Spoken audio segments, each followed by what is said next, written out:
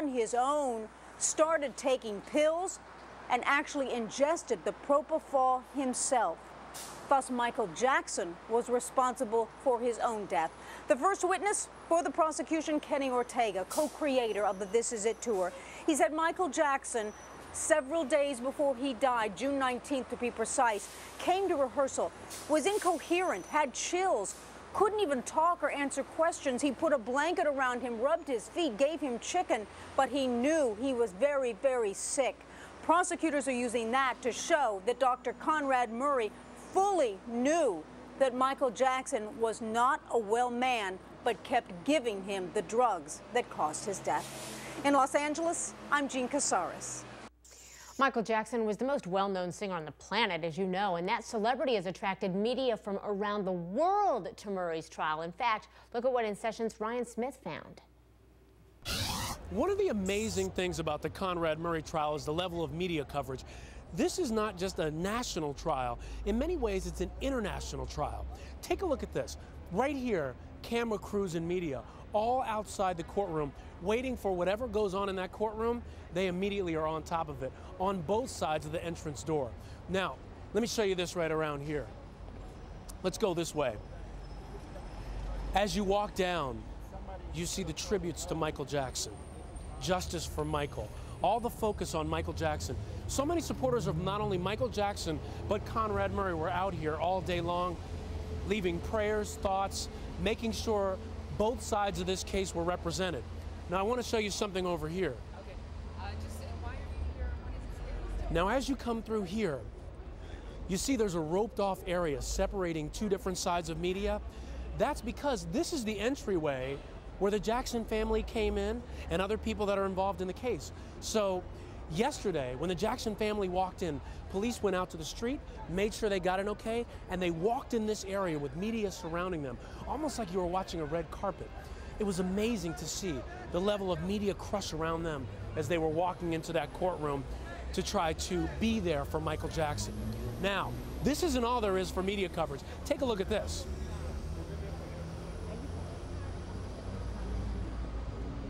As we go down this street, I want to see if we can show this. You see, right around this street, all across here, are members of not only the U.S., but international media, all the way down the block. Satellite dishes, broadcasting what's going on here outside this Los Angeles County Criminal Courthouse all over the world. That is the level of interest this case has generated. Again, it's not just about something that happened here in America. It's about a man, Michael Jackson, whose presence was felt all over the world. Now, as you heard Jean Casares say, the first witness in this trial was someone who saw Michael Jackson just hours before he died, Kenneth Ortega. He's a director and a choreographer who was working on the This Is It tour. Well, less than a week before Jackson's death, Ortega says he saw signs that really concerned him. So, again, with Michael's death being on June 25th, 2009, using that as kind of a marker, was it about the prior week? Is that accurate? Yes, it would have been days leading up. It was the week before. Okay. So the last week at the Forum? Yes. Again, approximately, sir. Okay. And what was your knowledge about Michael missing these rehearsals? I assume you were at the location at the Forum. Yeah. Okay. And would you just learn that he's not coming that day, or how would you become aware of it? I was expecting him each day, and it became this continued absence. Okay. And I was only told that it was scheduling. Okay. Did you have any reason to doubt that at that time? No.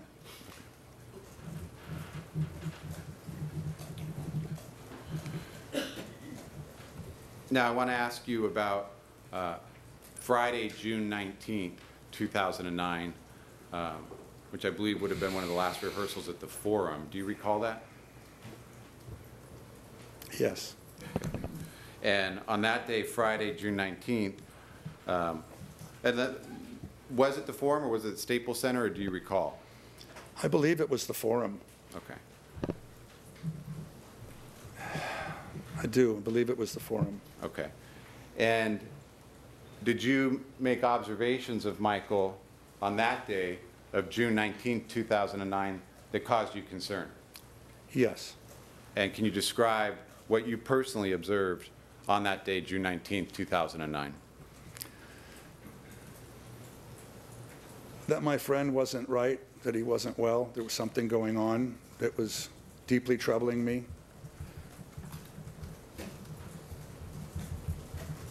And of course, by my friend, you mean Michael? Yes. Michael Jackson? Yes. The fact that he wasn't right or he wasn't well and it troubled you, did you see physical manifestations of this that caused you concern? He was chilled, and he appeared lost. What do you mean by that? Just sort of lost and a little incoherent. And although we were conversing, and I did ask him questions, and he did answer me, I did feel, though, that he was, not well at all. Did you think he was well enough to rehearse? No. Did he rehearse? He did not. What happened when you made these observations? What happened when what did you do when you made, at the location when you're seeing Michael in this condition, what did you do? I offered him food, which he accepted, and I brought him food. I put a blanket around him. I rubbed his feet, put a heater in the room next to him, and we just talked, and he said, "Can I sit with you tonight and watch rehearsal? I would really like that. Could Travis go on stage and perform, and could I sit with you and watch rehearsal?" And I said, "If you'd like, absolutely, Michael." Okay. Is that what he did? Yes, for a while. Okay. Did you sit with him? Yes. And how long did that go on, do you think, where he sat there with you and watched the rehearsal taking place? I'm guessing under 2 hours, maybe an hour, hour and 15 minutes. Was he still chilled? What was his condition? He didn't seem chilled, but he just seemed, he wasn't there like, it was just, there was something wrong. Had you ever seen him like that previously, in that No. condition? I'm sorry? Not like that, no. Now, did Michael stay till the end of the rehearsal that night? No, he did not. What happened? He left early. Okay. And had you discussed that with Michael? Yes, I suggested it, actually. Okay. And he agreed? Yes.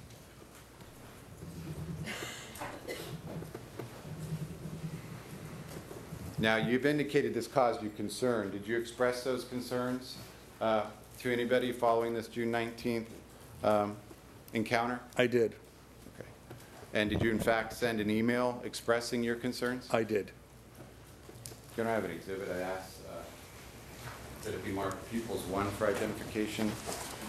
It appears to be an email from Kenny Ortega to Randy Phillips, dated Saturday, June 20th, 2009 at 2:04 a.m. People's 1. It's marked. Boy. Now, we want to let you know prosecutors said Dr. Conrad Murray caused Michael Jackson's death, that he gave the star a medicine that stopped his breathing, and he left the room. So we wanted to examine this a little further. Dr. Sanjay Gupta is taking us inside an operating room to see just how fast propofol works. So that was pretty quick. You just gave some of the medication. You're going to titrate 5-10 minutes. 5-10 minutes. He's gone from being completely awake to completely asleep.